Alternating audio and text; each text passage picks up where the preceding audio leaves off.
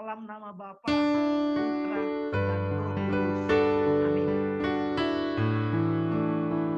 Stefani dapat pekerjaan gitu di sini, dan dia sempat bekerja 2 minggu di tempat kerja yang baru. Setelah kerja 2 minggu, kemudian disuruh kerja dari rumah, dan sampai sekarang masih bekerja. Jadi kami stay at home tetapi menghasilkan, saya menghasilkan, Stefani juga menghasilkan. Itu puji Tuhan ya, di tengah krisis begini Stefani malah dapat pekerjaan. Tetapi hari ini sedih ya, mungkin Bro Jack juga tahu kalau kita dapat email dari QP, orang nomor 1 di QP, CEO-nya QP, dan juga Menteri Energi ya. Dia kasih email ke semua staf bahwa nanti ada pengurangan lagi karena harga minyak ya turun, kemudian juga COVID-19 yang buat jadi membuat lebih susah lah untuk QP bertahan dengan harga minyak seperti ini, kemudian juga krisis pandemi COVID-19. Tapi apa yang bisa saya keluarga bisa memahami ini dari kacamata firman, bahwa tidak ada sesuatu pun yang yang kekal ya. Segala sesuatu bisa terjadi, bisa sangat cepat. Segala sesuatu bisa terjadi dengan tak terduga. Yang ada bagi kita, ingat kata Tuhan Yesus, siap sedia, karena waktu itu tidak ada seorang pun yang tahu. Tidak anak, dan hanya Bapa saja. Yang lain kalau mau sharing, silakan. Mbak, saya teringat sama satu ibu. Dia itu sering datang ke antenatal kelas saya. Jadi saya cuma teks di pagi hari itu. Saya cuma bilang, hey, apa kabar gitu. Udah melahirkan belum? Saya bilang begitu kan. Terus dia jawab, dia bilang, belum Bu Reni. Loh, sudah kehamilannya udah sampai umur berapa? Dia bilang 41 minggu.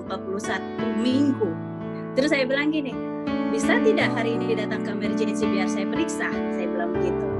Dia bilang, oh ya, saya datang. Saya tunggu, tapi hati saya tidak enak. Saya bilang, Tuhan ini kenapa ya? Jadi pas dia datang, saya periksa, denyut jantung bayinya udah tidak ada. Hati saya jatuh. Saya bilang, Tuhan kenapa? Saya bilang begitu.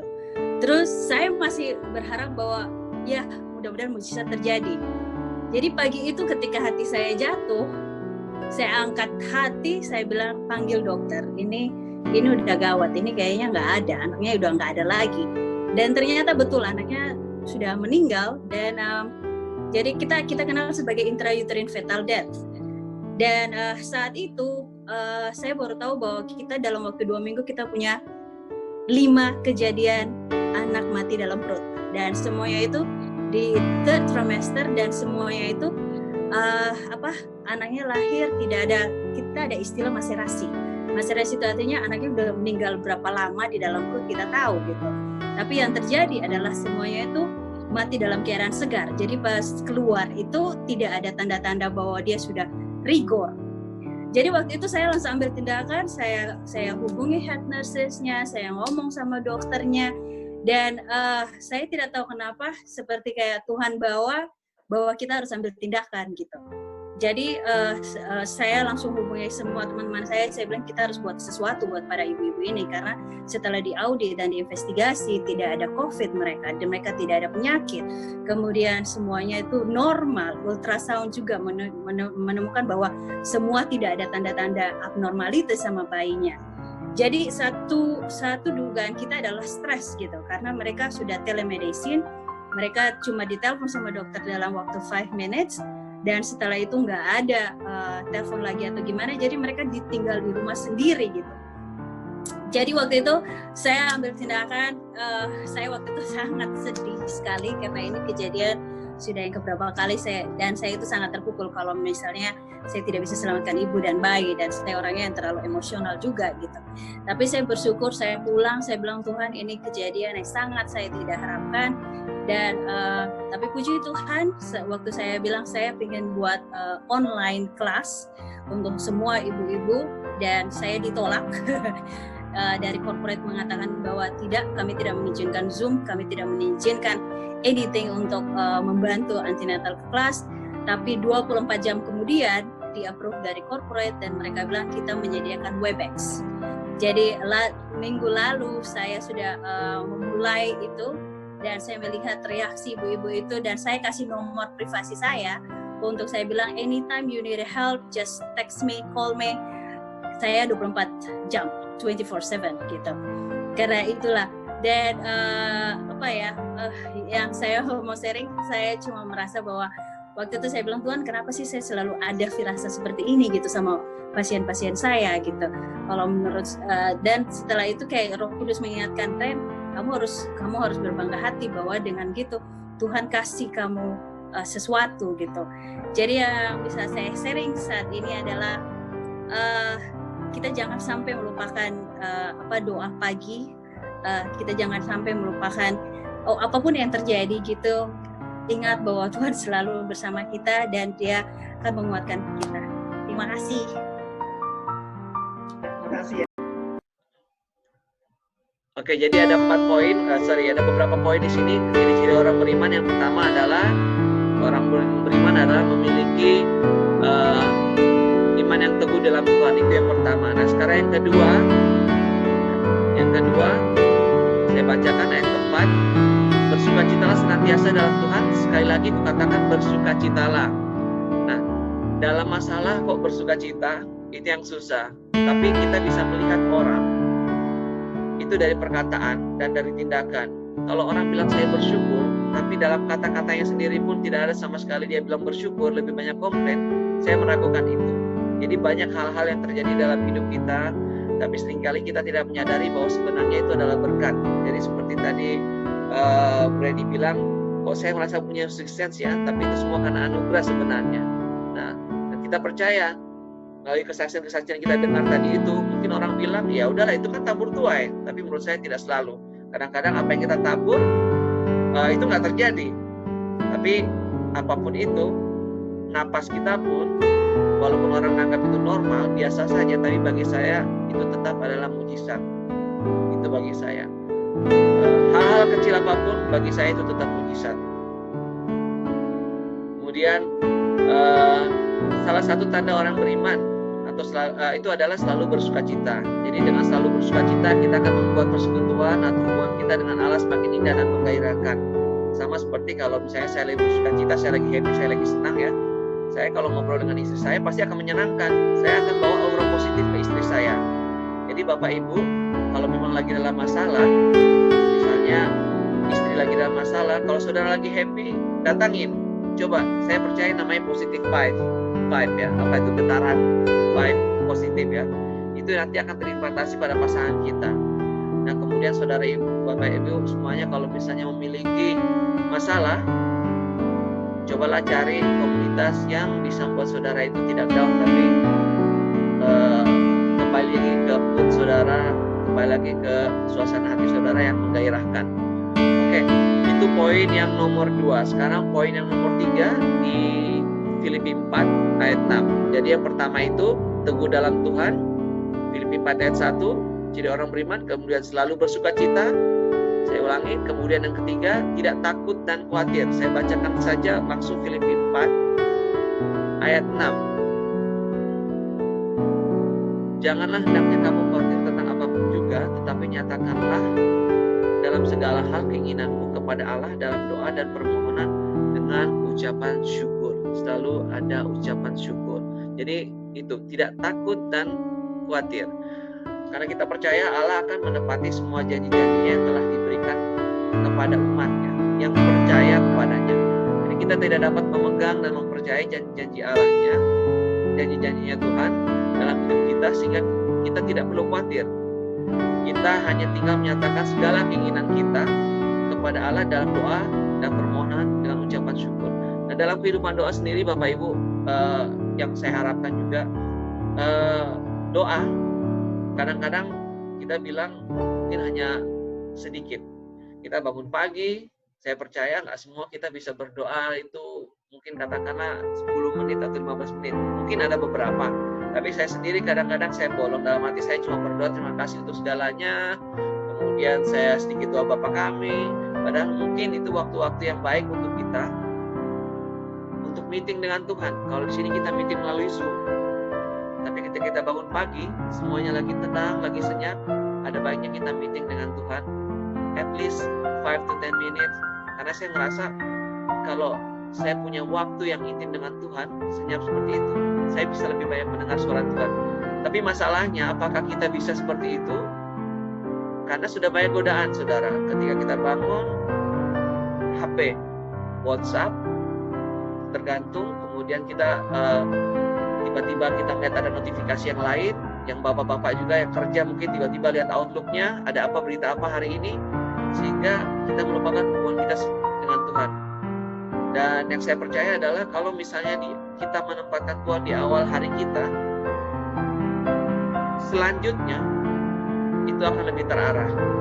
Itu yang saya percaya. Karena saya beberapa kali mencoba ya, saya bangun pagi hanya doa biasa, cepat buru-buru terus saya melakukan aktivitas. Ada aja setiap kali ada masalah. Tapi ketika saya memberikan waktu saya ya, buah sulung saya dalam waktu itu, pertama kali ketika saya bangun, saya bareng 10 menit, saya baca Alkitab, saya merasakan damai sejahtera. Ketika saya melihat sesuatu yang tidak enak, damai sejahtera saya tetap terkontrol dan Tuhan selalu memberikan saya jalan keluar. Oke. Kemudian itu yang poin nomor 3. Nah, yang terakhir adalah poin nomor 4, ciri-ciri orang beriman, yaitu memiliki pikiran yang positif. Filipi 4 ayat 8. Saya bacakan langsung Filipi 4 ayat 8. Jadi akhirnya saudara-saudara, semua yang benar, semua yang mulia, semua yang adil, semua yang suci, semua yang manis, semua yang sedap didengar, semua yang disebut kebajikan dan patut dipuji, pikirkanlah semuanya itu. Ini menjadi tantangan kita Bapak Ibu Saudara. Yang benar itu seperti apa? Yang mulia itu seperti apa?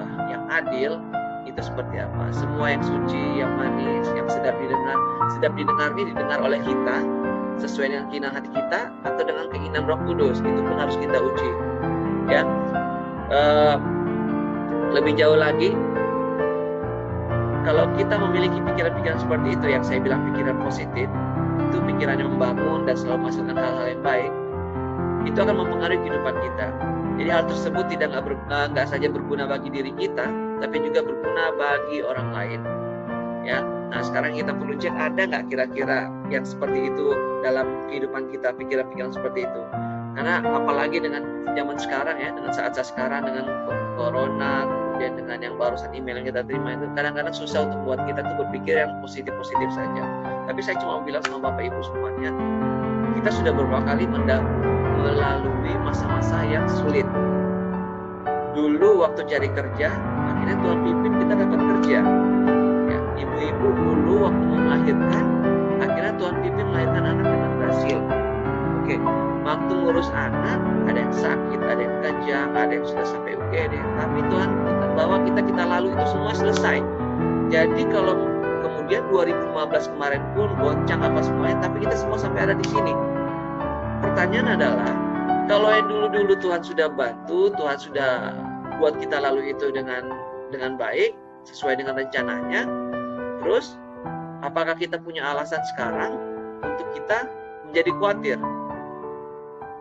Ya, bukannya saya ngomong seperti ini kemudian menantang Bapak Ibu nggak usah khawatir, enggak. Khawatir alami, tapi jangan sampai itu menguasai kita.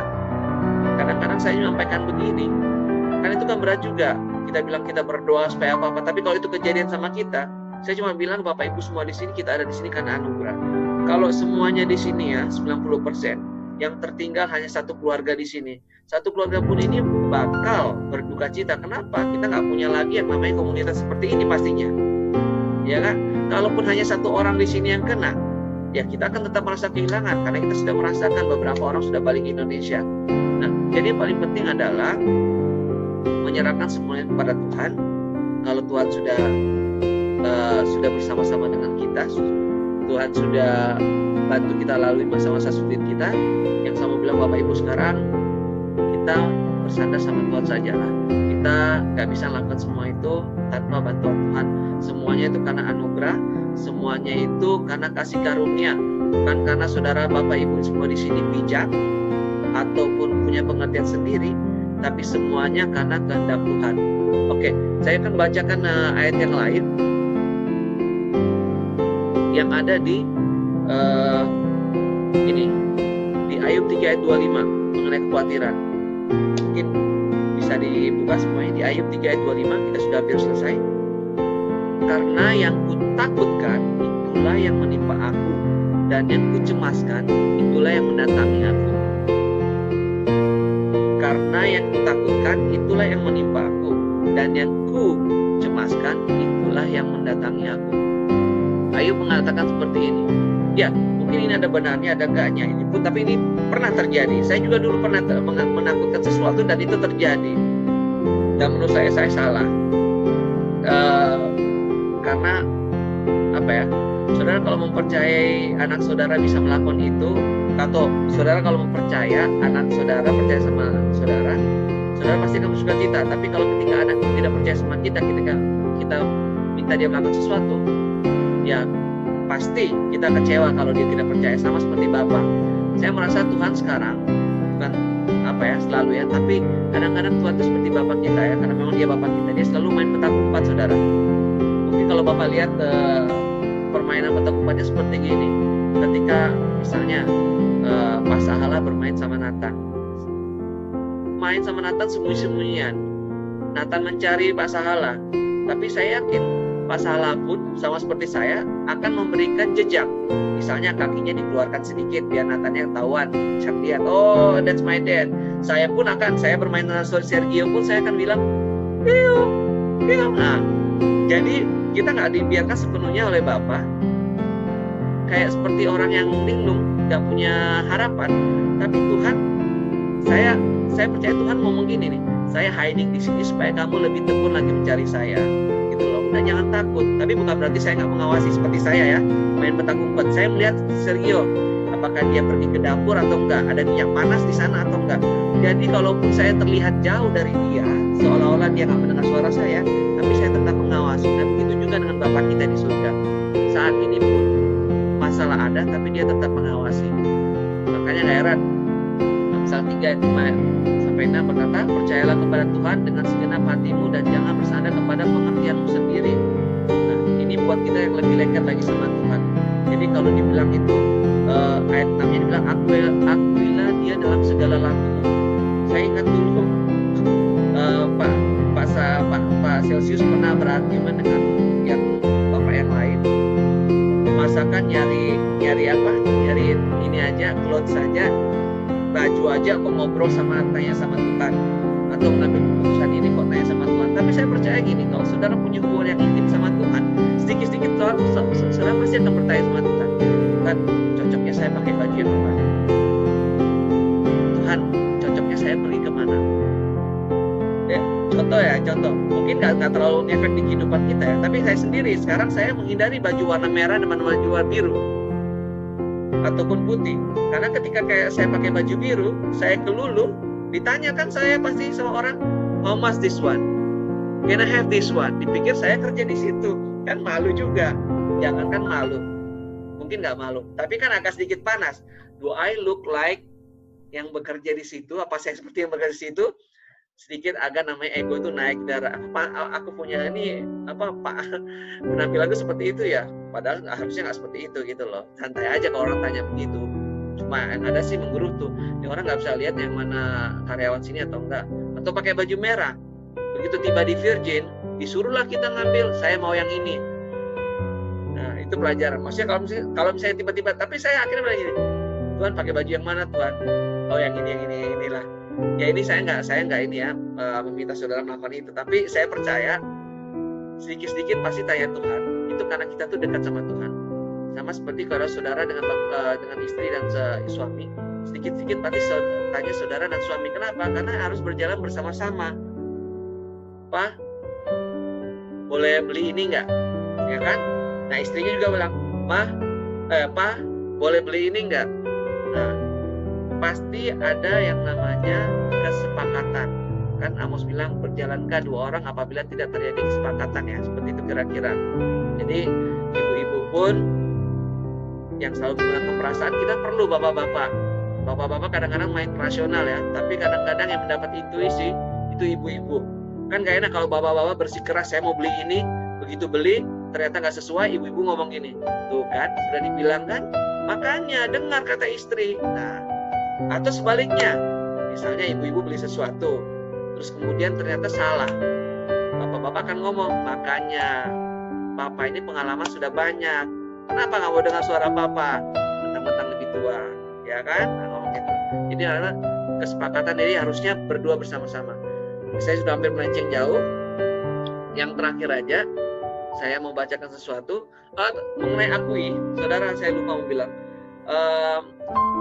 di Roma 10 ayat 10. Jadi gini, karena dengan hati orang percaya dan dibenarkan, dan dengan mulut orang mengaku dan diselamatkan. Nah, saya mau bilang aja saudara, kalau misalnya kita benar-benar kita berjalan dalam Tuhan, kita benar-benar memiliki ciri-ciri iman itu, dan kita betul-betul beriman, saudara pasti ada percaya dan juga ikut melakukannya. Nah, kalau dalam bahasa Inggrisnya sendiri, kata misalnya mengaku ya, kalau di sini kan di Roma 10 ayat 10 kan dibilang dengan hati orang percaya, kemudian dengan mulut orang mengaku. Kata mengaku sendiri, kalau dalam bahasa kita sendiri itu mungkin hanya satu, mengaku artinya mengaku. Tapi kalau dalam bahasa Inggris kita punya mereka punya 3 malah.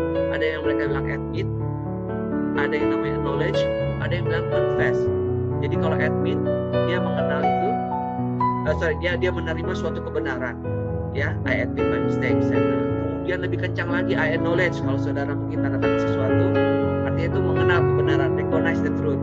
Ya, saudara boleh centang itu, boleh tanda tangan. Yang terakhir adalah confess, yaitu mengaku dengan mulut. Jadi saya nggak percaya saudara Bapak Ibu kalau misalnya kita bilang kita orang beriman, tapi untuk perbuatan kita nggak punya. Nah, itu yang menjadi poin-poin saya. Jadi saya ulangi lagi poinnya saja. Jadi pertama, ciri-ciri orang yang memiliki iman adalah teguh di dalam Tuhan, selalu bersukacita, tidak takut dan khawatir, memiliki pikiran yang positif. Oke, mari kita cek apakah tanda-tanda 4 tanda ini ada dalam kehidupan kita. Satu ayat yang saya akan bacakan sebelum saya tutup. Mungkin kamu dibuka. Jadi ada 2 ayat. Bapak Ibu mohon didengarkan. Saya tutup 1 Petrus 5 ayat 7 dan Roma 8 ayat 28. Serahkanlah segala kekhawatiranmu kepadanya, sebab Dia yang memelihara kamu. Kita tahu sekarang bahwa Allah turut bekerja dalam segala hal untuk mendatangkan kebaikan bagi mereka yang mengasihi Dia, yaitu bagi mereka yang terpanggil sesuai dengan rencana Allah. Saya percaya kita semua di sini adalah orang-orang yang percaya kepada Tuhan dan terpanggil sesuai dengan rencana Allah, dan kita selalu berusaha seperti itu. Oke? Saya rasa itu saja poin-poin yang saya sampaikan. Semoga Bapak Ibu dikuatkan, dan saya mau kita tutup sebentar, kita berdoa bersama-sama. Ya Tuhan, kami percaya Bapa, apa yang kami terima semuanya itu berasal dari Engkau. Kami percaya Engkau yang memberikan kepada kami kekuatan melawan semuanya Bapa, kekhawatiran kami. Kami percaya Tuhan, Engkau yang memelihara kami. Apa yang sudah kami lalui masa-masa sulit itu Bapa, kami percaya kalaupun itu terjadi kembali, itu hanya menjadi wadah atau sarana untuk kami lebih dekat dengan Engkau, lebih intim bersama Engkau, dan kami maksimal bersama Engkau. Terima kasih Roh Kudus, pimpin kami semua yang ada di sini, dari apapun yang kami lakukan, pekerjaan kami maupun dalam rumah. Terima kasih Roh Kudus, kami tutup doa kami pada dalam nama Yesus. Amin. Oke, Bapak Ibu semuanya, terima kasih sudah mendengarkan renungan saya yang seharusnya singkat tapi malah panjang. Minta maaf. Kemudian saya serahkan waktu dan tempat kepada keluarga Celsius dan Rudolfin. Dan kepada kami, ajari juga kami Tuhan supaya kami dapat beriman dengan benar, tidak khawatir, tapi Engkau mengajari kami supaya menjaga diri kami, mengawasi diri kami. Karena itulah yang kami percaya Engkau akan memberikan hikmat yang daripadamu untuk kami dapat melalui hari-hari dalam setiap keadaan gelombang kehidupan ini. Terima kasih Tuhan, banyak hal yang kami minta dalam doa kami, tapi kami percaya Tuhan Engkau akan berikan yang terbaik. Setiap pergumulan kami Tuhan, kiranya Engkau menyertai kami, melindungi kami, dan mengarahkan hati dan pikiran kami, supaya kami dapat semakin memperbaiki diri kami, sehingga perlahan-lahan kami menjadi manusia yang berkenan di hadapan-Mu. Inilah doa dan pengharapan kami Tuhan, yang kami panjatkan kepadamu hanya di dalam anak-Mu Juru Selamat kami, Yesus Kristus, kami telah berdoa kepada. Amin. Amin. Oke, kita langsung doa penutup. Nah, saya langsung menyanyikan doa berkat. Kita tunggu lagi. Ya Tuhan, terima kasih Bapak untuk acara ini Bapak dari awal hingga akhir. Kami bersyukur Bapak, kami sudah mendengar firman-Mu. Firman-Mu menguatkan kami, menjadi remah nanti dalam hidup kami. Begitu juga kami bersyukur untuk setiap doa-doa yang sudah dipanjatkan. Kau mendengarnya. Dan sekali lagi kami bersyukur untuk ibadah kami Bapak. Kau berkata 2-3 orang kumpul dalam nama-Mu, Engkau hadir di sana. Dan kami percaya Tuhan, apapun yang kami lakukan Bapak bukan karena rutinitas, tapi karena kami percaya Tuhan, kami memerlukan Engkau dan kami melakukan ini karena kami tahu bahwasannya Engkau Allah yang satu-satunya kami sembah, dan Engkau Bapa yang memelihara kami dan menyertai kami. Makasih Tuhan, berkat kasih karunia dari Allah Bapa, damai sejahtera dari Tuhan Yesus Kristus, serta persekutuan Roh Kudus menyertai kita sekalian, dan sampai Maranatha, Kristus datang kembali. Haleluya. Amin. Mari kita nyanyikan lagu Terima Kasih. Mungkin Pak Dolphin sudah menyiapkan? Terima kasih Bapa, terima kasih.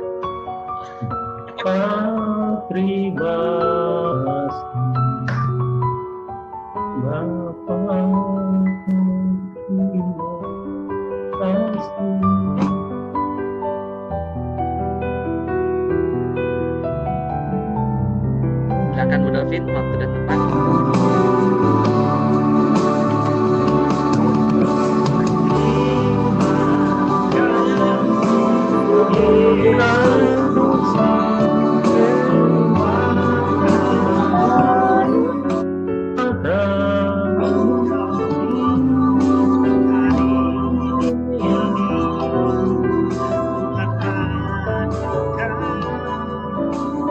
Kita potong rambut.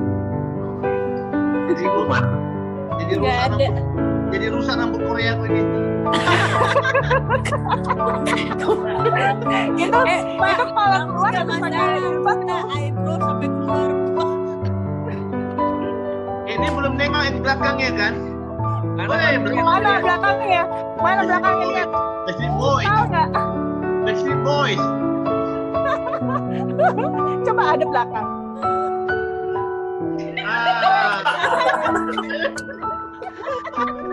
Direkod nggak tadi? Yang mana? Kenapa? Yang tadi tuh kalau direkod tuh kasih kita apa ketua? Mana nih pengurus itu?